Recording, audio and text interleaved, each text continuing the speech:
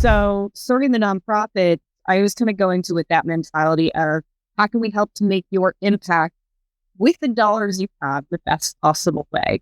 And with the state of everything right now, it's contentious. There's a lot of kind of up in the air. We're not sure what's going to happen. So from a marketing and a services perspective, the best thing I would advise nonprofits to keep in mind now is to. What is going on, ladies and gentlemen? That was Erin Gregory, founder of Erin Gregory Creative and principal consultant at Uprise. Erin is a very special guest. She is the nonprofit marketing leader in my network, and in this episode, you're going to see why she should be yours as well. If you don't know Erin, here is a little bit more about her. With 20 years in marketing, PR, and nonprofit leadership, she's built a career on telling stories that matter and driving strategy that sticks. As a founder of Erin Gregory Creative and principal consultant at Uprise in Columbus, Ohio, Erin's helped organizations land national media, grow audiences, and lead with empathy. Her writing's been featured in Forbes, Health and Wellness, Tech Radar, and medical journals, and she's now putting it all into her first exciting announcement here, professional development book, which is coming soon, created to help leaders communicate with more clarity, confidence, and heart. Be sure to stay in touch with her over on LinkedIn, where she is very active, for more status updates on this undertaking, which is very exciting. In this episode, expect to learn all about nonprofit leadership, as her and I dispel some of the preconceptions and rumors that even I had coming into this episode, which Erin was so happy to take me to school on, and I'm very grateful for. Special thanks to our friends over at AMA Columbus for being our presenting sponsors for this episode. You can check this out over at amacolumbus.org for more resources, tips, tricks, guides, and content that we're pushing out every week to help you become the best equipped marketer in your niche. Without further ado, let's dive on in and learn from Erin Gregory all about nonprofit marketing. This is entry number 87 of the Marketing by Design podcast. Let's dive on in. Keeping up with marketing trends and leveling up your career doesn't have to be overwhelming, so don't go at it alone. Welcome to the Marketing by Design podcast, powered by AMA Columbus. Join host Andy Milligan every Tuesday as you and I dive into the info that you need to know as a marketer. Whether your goal is to land a job, grow that network, make more money, or level up your career in marketing, you are in the right place. Come for the actionable info, stay for the pressing conversations with industry marketing leaders, and walk away the best equipped marketer ready to dominate your niche. I'm so excited to talk to you today. Let's go.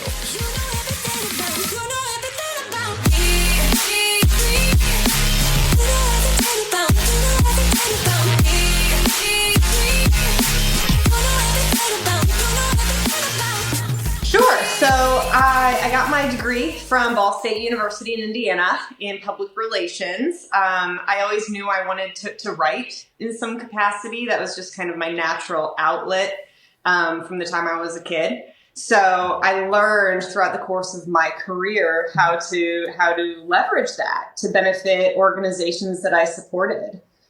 So I started off in sales, like so many of us in the marketing field do, and really learned some great things about customer service and that side of the consumer journey. And then made my way into the entertainment industry in Branson, Missouri for a few years, which was fantastic learning curve. Had the opportunity to work with a number of really interesting folks in that industry in a family-oriented environment, which I really liked. And also had some good exposure to nonprofits because that organization had a foundation that they supported.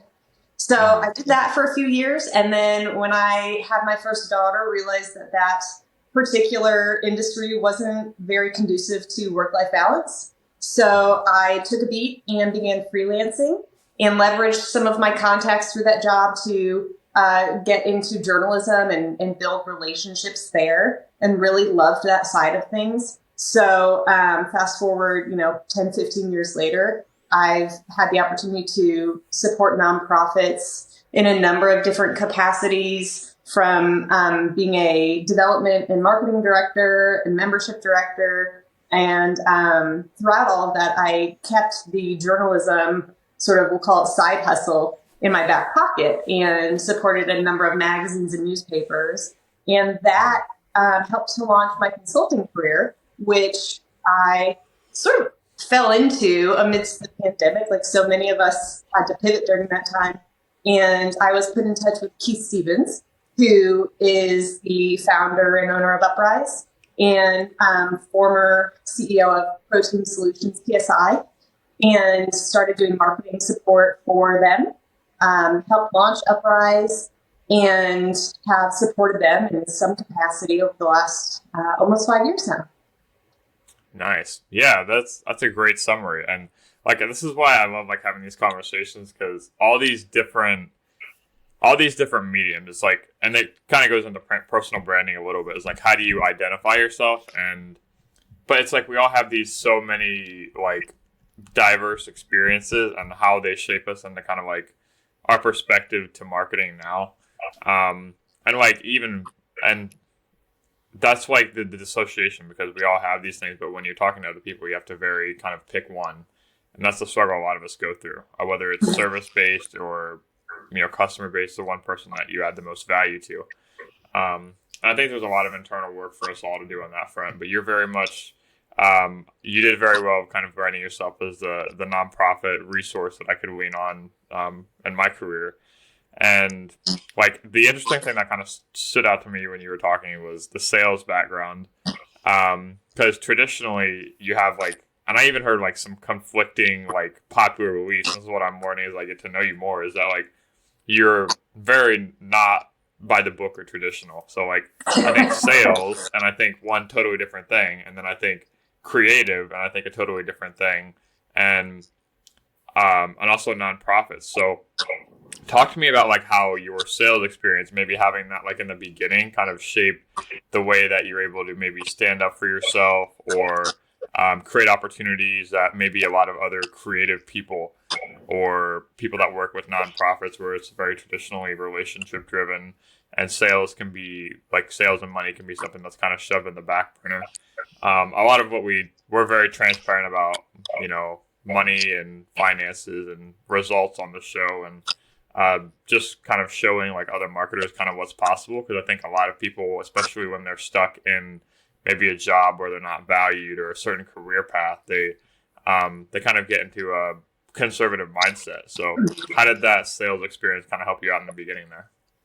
Out of college was for Nordstrom, and I was a sales associate in the women's intimates section as well as the women athletic section. And I was an athlete my whole life. So it was a natural fit for me to be able to speak to that side of things and help women to kind of figure out where their best options were within their price range, right? And that's always kind of been my mindset. So let's figure out what works best for you within your budget. I'm not going to try to sell to you if I'm totally out of range with what's possible for you. And I still appreciate that when I need a service or a product or something, and they work to find that special niche for me. And so that's always been my approach to customers, to clients, to partners. How can I help you to get what you want within your realm of possibility? So when I worked at Nordstrom, they are known for their excellent customer service. So that's really what I gained from that experience there. And that it's not about me, it's about you. And when I got my job at the entertainment company in Missouri, ironically, the CEO had been a former director of Nordstrom. So it just kind of shows that, whether you believe things happen for a reason or not, the important part is you take your experiences and you leverage them for all that they are worth, whether it's good, bad, positive, negative.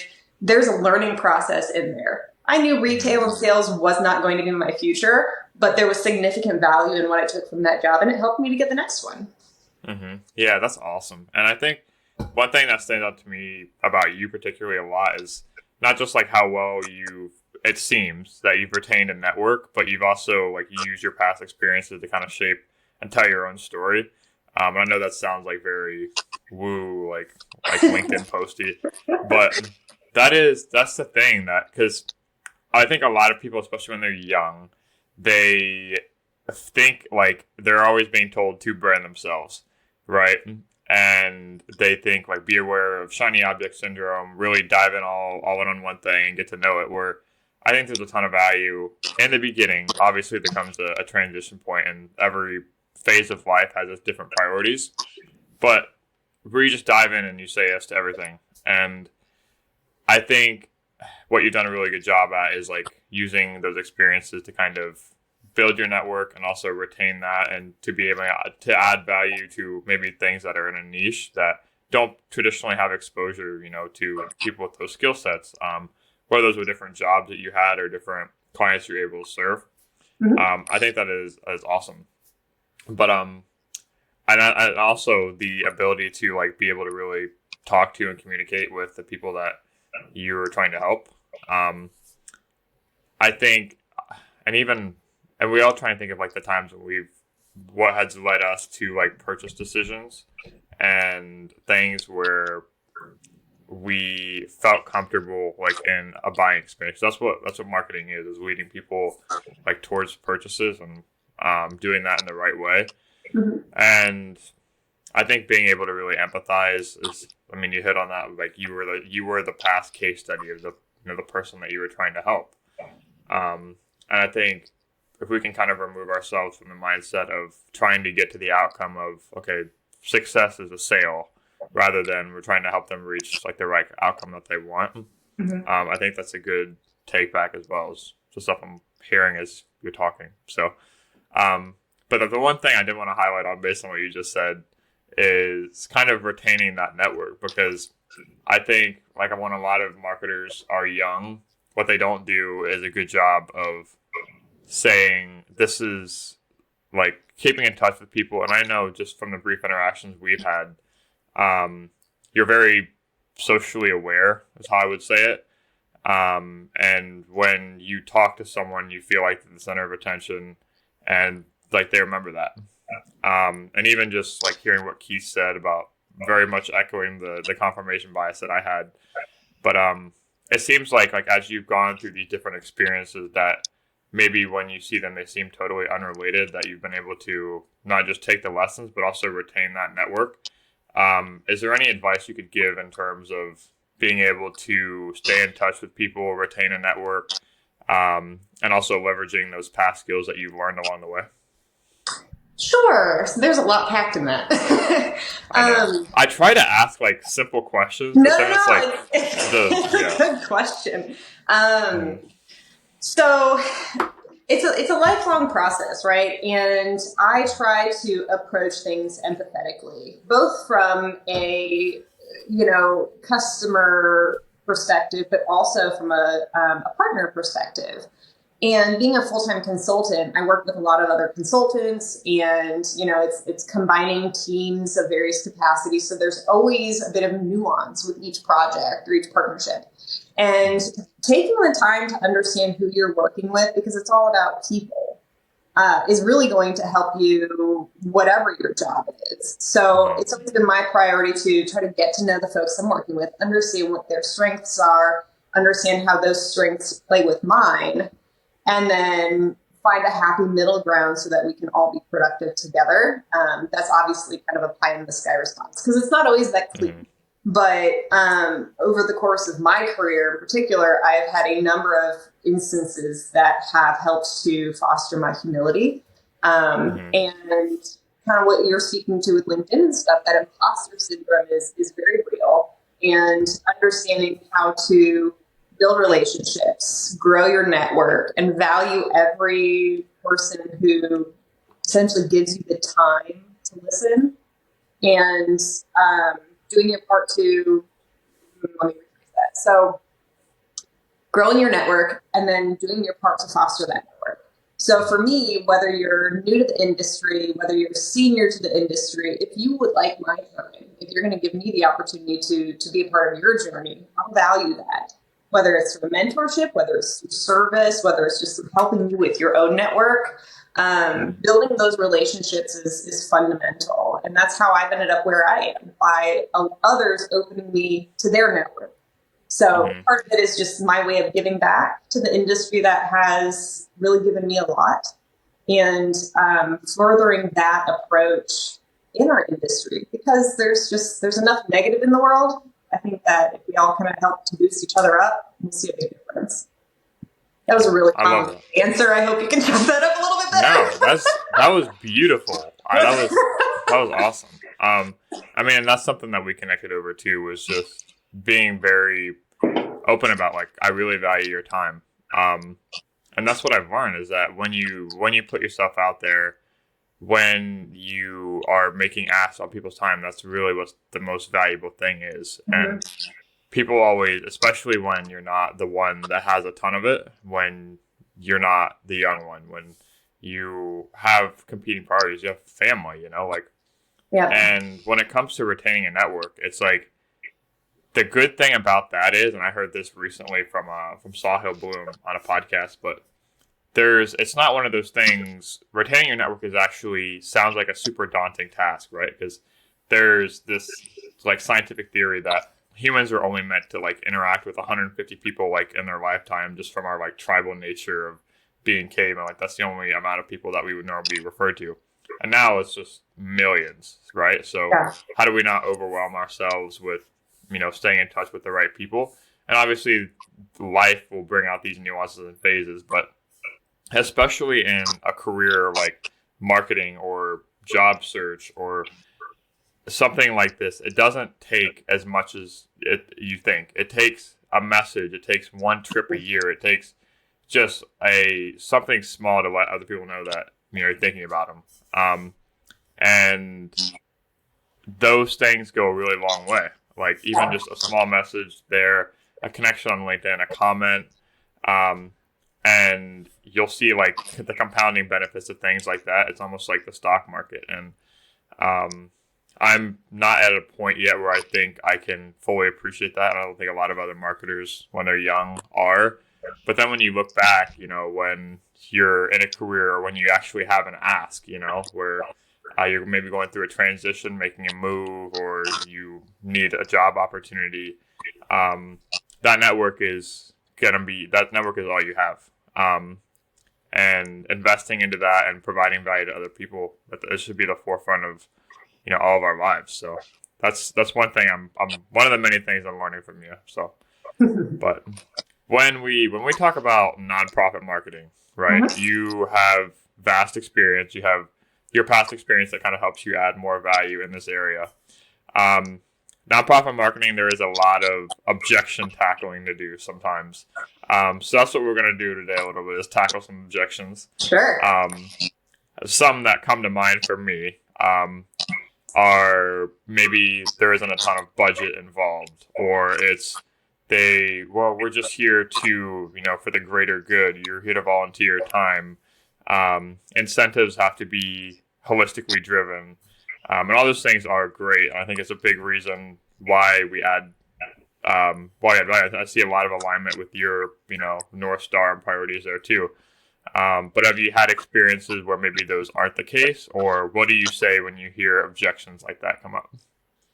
So money for nonprofits is always going to be a bit of a fickle topic, right? Because there's always a need, and there's so many nonprofits that have a valuable need. And it's part of why I love what I do, because it allows me to spread my wings to help more than just one organization. And,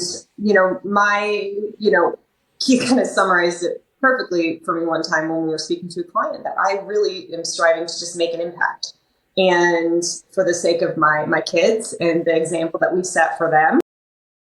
So serving the nonprofits, I always kind of go into with that mentality of, how can we help to make your impact with the dollars you have the best possible way? And with the state of everything right now, it's contentious. There's a lot of kind of up in the air. We're not sure what's going to happen. So from a marketing and services perspective, the best thing I would advise nonprofits to keep in mind right now is to be prepared for whatever might happen.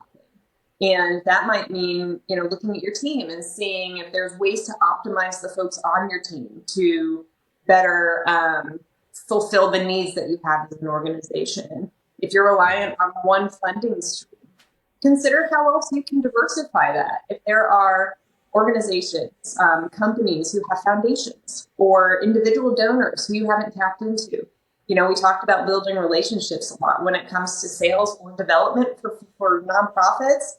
It's very similar. You have to consider what your potential partner needs, how you can help to fulfill that need. So if they have a foundation or part of their mission or vision is to serve a certain part of the community that your nonprofit is serving, have that conversation. Start building a relationship. Just like with sales, you can't go in and just directly ask for money. You have to listen, understand what their goals and objectives are, and then convey how your organization is bringing value to fulfill those goals. Mm-hmm. Yeah, I love that. And I like, because I think in any industry, there's always going to be like constraints, right? Mm-hmm. And you'll always see like the excuse of like blaming other departments. Budget's always one to blame, platform trends, algorithm. And I think that's where like the greatest results can happen. And it also helps you double down on like what's actually most important is the communication part, the alignment, the getting clear on, and I think like when either nonprofits or impact organizations are working with marketing leaders or they're working with that sense, it almost becomes more important to have that alignment because the value exchange sometimes isn't as much monetary. And if you can share those ones together, then that's where the wins can happen right there. So I think especially in terms, and you could also make the argument, that's a very strong argument, that money is even more important when it's constrained because a lot of times you're trying to raise money for a purpose greater than yourself, right? Mm-hmm. And like we had this conversation, me and my mother did about churches and the marketing that kind of goes into there. And we were talking about like tithe budgets and stuff like that, and like how much of the church's overall budget should be used towards marketing. Well, it's like, oh, well, that doesn't seem like a very holistic, impact-driven thing. But when in actuality, when you believe in the core of what you're trying to do, you want to get it in front of more people, Right. and that's what marketing does well. So Yes, and it's very well put. A lot of organizations consider that the work they do is just going to sell itself, but you have to tell your story, and you have to tell it in a way that shows your impact, shows who you're helping, and shows what you're doing with those dollars that you're asking for. So yeah, that's what one of my favorite quotes is Steve Jobs, mm-hmm. and take it like for the quote and maybe not like the holistic like personal stuff. But he said if you have a great product, you believe in something wholeheartedly, you have a responsibility to get good at marketing. Because without that, like you can have something good, but if it just collects dust or it's not gaining the audience of people that it deserves, then it's not going to take off, like it should. So, have you ever had? This is a question I love asking because it's it's not really a thinker, but it's one that usually gets a good answer. But if you had like, and you'll be good answering this, but if you had a moment like working with a nonprofit, another client, doesn't have to be nonprofit specific, but you were just like, you're like, yes, like I'm doing the right thing, like an aha moment. You really felt kind of validated that you were adding value to this specific client or niche, whether it was nonprofit or not. Yeah, so that's why I love telling stories. And when I worked for the Department of Veterans Affairs, a big goal that we had with that partnership was furthering equity for healthcare services. And I suppose my aha moment there was when we started telling the stories of the folks who were benefiting from the work that we were advocating for. Folks who had access to cancer care, folks who had access to, and it could have been a remote doctor's visit, but things of that nature. So when I see the impact that we're able to make because people are hearing the work that is going on and are connecting with it and are feeling the value for it, that's what makes me feel the best. Numbers are great and we certainly pay attention to the numbers, but I'm always there looking for the human response and how are we impacting the people, because that's what matters the most. Yeah, that's awesome. One of the things I have it on the agenda for this year, and I've been telling everyone in my network about this, like you can take it for what it's worth, but creating and it sounds kind of like ostentatious, but it's really not. It's like having this thing called like a wall of awesome or a validation wall, because I'm starting to work remotely a lot more. Yeah. I need to get my stuff together from a like interior design standpoint. But having like a wall of awesome, right? So you have like your testimonials, your results, your shared wins. That's my like the one of the consultants I'm meeting with is helping me get clarity kind of on my offer and my business is like what is that North Star? Getting really clear on that because we have to remind ourselves throughout the day. And I think that's what nonprofits do very well is that they have the clarity in the mission, right? And just like with the wall of awesome, it's like having your testimonials hung up on a wall or something that reminds you and validates you that you're adding value and that you have that clear thing. And for me, that's shared wins. Like whether that's with clients, whether it's we go through a website launch or we share a win, like those moments are what personally keep me going. And those are the things that I think I'll remember for the long term. And I just want to create more of those. But yeah, and I also like the storytelling piece of it too. You're a very good writer. It was just like going through some of your LinkedIn posts. You have a newsletter, and you have a blog as well. So I've read some of your writing and it's very good. And this kind of goes back to the topic of like, what's my brand? Like, what's my niche? Like, oh, am I a copywriter? Am I like a consultant? Am I a CFO? Like fractional role. How do you do you have, and this kind of goes into like, this is a branching question, but it's one that I am like endlessly curious in. How do you go on phases where you kind of want to learn different things and you do prioritize learning around that thing? Or is it kind of like a project comes up? Because I know when you're kind of full stack marketer, you have to have base levels of all these things. Yeah. I think writing is one of the foundational things. So it's like, whether you're writing a YouTube video, a script, newsletter, social media posts, it's all like writing. So storytelling, I think, is just a foundational element, and that's what I've learned. So I think if marketers can kind of leverage that and get that piece together, and be able to transmit that into like other forms of content and marketing and media, that's where superpower takes off. But when you're trying to learn all these things, because you're very full stack now, being a consultant, do you have like concentrated learning phases where say you have to dive into, okay, email marketing, website copy, or like any of these other niche, SEO, like paid media?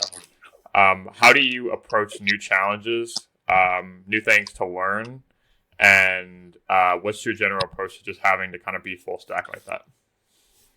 Yeah, I constantly want to be learning new things and trying new things and doing new things. That's probably the creative in me is I don't settle. And I think that has been both a pro and con throughout my career, right? Because you spoke to that shiny things syndrome that so many entrepreneurs face.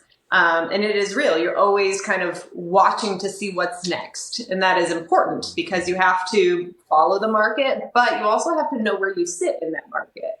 Right. I've had the opportunity because of my work in nonprofits and understanding that short staffed, heavy burden atmosphere, where I held essentially 3 titles for several years as a membership director, marketing director, and development director.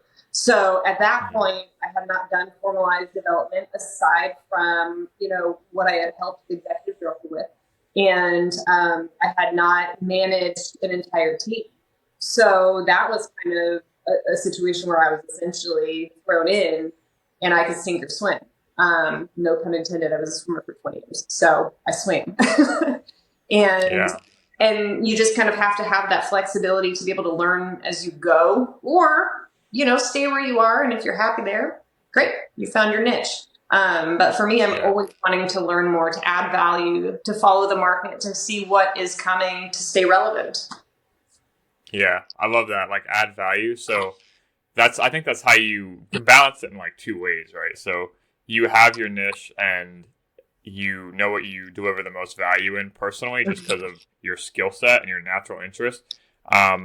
This book, like Good to Great, that I've read by Jim Collins like 5 times, he talks about like the hedgehog concept, right? Yeah. You have what you're good at, what you add the most value in, and what you can make the most money doing. So it's like what sits right in the middle of that, like, um, oh my God, Venn diagram. The three like tiered Venn diagram. God, Yeah. sorry, I went back to fifth grade from out there. But I think like it's a really good approach to take, and even as you're saying that, it kind of made me realize, um, having your niche, but also doing conscious learning to try and become the very best you can at that very thing. Learning the updates within that category that set you apart and that are going to help you add more value in that area. So I think we all have a responsibility to know all the check boxes, to know like all the general tasks that go into, this marketing thing that we do, because they do overlap, and they're going to come up. They're going to like design helps everything. Branding helps everything. It's all kind of gas on the same fire.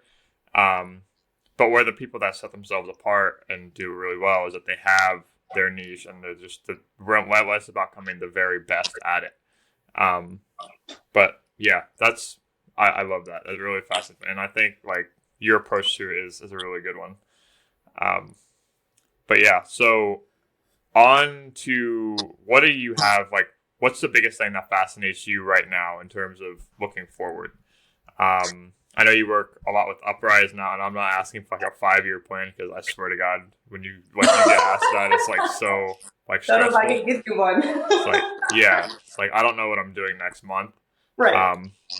But what do you love to do right now, and how do you think that's going to inform kind of the near future for Erin? Yeah. So I serve a number of different clients, a lot of nonprofits, and then I do freelance writing for a variety of organizations from healthcare to tech. So continuing down that vein, I love writing as sort of my side hustle. It's a nice outlet. It gives me an opportunity to help others and get back to my roots. And from an Uprise perspective, we are working to just be ahead of everything that's happening, and we talked about finance, and we are having conversations with our principal finance consultant to help prepare nonprofits for what might be coming, to advise them on what approaches they can take to be proactive right now. And of course, that storytelling piece is so vital. So, ensuring that they're not being reactive, that they're stepping back, looking holistically at their organization, identifying areas where they can make changes to better serve their clients and their members, and also sustain in sort of an up and down environment that we have right now. And that's how we all make our impact, is by making sure these organizations are set up to succeed, to withstand changes, and then to thrive so that they can do their job, which is to serve their mission and better our community through their services. So from an Uprise perspective, that's where we are. We're seeing, a number of different scenarios right now with nonprofits, trying to navigate the current environment and just advising them to make the most practical choices possible and to advocate for their missions. Awesome. Yeah, I love that. And I've seen all the touch points I've had with you and Uprise and Keith and the organization have been nothing but positive. So I highly encourage all the listeners to go check them out. But if you want people to find you, connect, learn more about Erin, maybe start a conversation, where can they find you? And what's the one message you want to get out there? So you can find me on ErinGregoryCreative.com or at Uprise.com. I am the principal marketing consultant there. So I would love to have the opportunity to get to know you and tell your story. And the one message I would tell everybody is take a breath. Think about what your goals are for the year. It's still early. We don't know what's going to happen, but you bring value. And with that, just be willing to ebb and flow and continue to drive your mission forward. And don't be afraid to reach out to folks for help. Throughout my career, I've had some interesting experiences with leaders, which has contributed to my leadership style, which is not everybody's, but I always try to foster an environment of inclusion, of empathy, of understanding, and perhaps part of it is being in the creative space. You get a variety of different personalities and it's wonderful. I'm never bored. But that perspective came from experiences and being in rooms where I perhaps didn't feel welcome, or I was told to sit in the corner and just listen and things like that. And regardless of whether you're new in the industry or senior in the industry, you add value. You're there for a reason. So I always want people to have that perspective. In my tattoo conversation, so growing up in a fairly traditional family, I was prepared to go out into the workforce and, with a button-up long sleeve shirt, with straight pants. And, my parents were not fans of my tattoos, but they've learned to embrace it. And I interviewed for this very conservative, family-oriented company. I loved their mission. I loved what they did. And so I presented myself in a way that I felt would connect with them. And that meant covering up my tattoos. And, a few months into the job, kind of what I alluded to in that post, it was summer and, my tattoos are, halfway down my arm. So for lack of just wearing wristbands, I couldn't hide them anymore. And so my boss saw it and she just kind of looked at it and was like, oh, you have tattoos. And I explained that they were my family members and that it was a good reminder to me of where I come from and what's most important in my life. And I have plans to get more. Yeah, but the short of the long is that I just kind of learned the irrelevance of hiding parts of yourself when it comes to the workforce. And while we all play the game, we all kind of put on a certain persona to make the person in the room more comfortable, which is kind of it at the end of the day, right? Differences can make people uncomfortable. My job is always to figure out what makes you tick. Usually sharing the more vulnerable parts of myself helps someone else to feel comfortable with me. And, we all have things that are unique to us that make us different, that make us tick. And I happen to think those are strengths, not weaknesses. Yeah. And you need to cater to those versus trying to change them about yourself to make somebody else feel more comfortable. Yeah. We could connect a lot about this because I see that's come up so often. It's where do you find the line between being yourself and also representing yourself in the best way, being having social awareness. And that comes down to things how you dress, how you speak, your mannerisms. It's am I changing too much of the default just to try and impress this person or to fit in? I had hearing aids since I was 3 years old growing up, and I used to take them off when I went into school because I would get made fun of, right? And it wasn't horrible, it wasn't anything like that, but I was just very insecure, especially when girls started coming into the picture, or just how it made me look from a I was just very insecure about them. I thought it made me look like I had a need or I was disabled. And then, you kind of get to a point where it's okay, well, it's a differentiator, that's a big part of my story. And it's and I used to lead for a while. It's and I just kind of, when high school came, I kind of wanted to embrace it a little bit more. I kind of made it a part of my personality. High school was one of the best times of my life. I would always joke with people, when they would ask, what are those things in your ears? I'd be like, what? I would do that all the time. And I think there's a big power in kind of taking things that are defaults, and there's a reason that you have them, and saying okay, this is what makes me me. And that's a big resonating point with people too. And just knowing how good you are at storytelling and how that factors into that, I think is really powerful. So thank you. Yeah, the market craves authenticity with how AI has just taken over, and often we sift through stories to try to identify what's real. And so being authentic as your whole self. I love that you shared that about yourself. For me, that shows, okay, good. He's feeling comfortable with me, and we're building that trust because he feels like he can share that with me. That's going to help me to better tell your story, right? Because it always comes back to, it's not about me.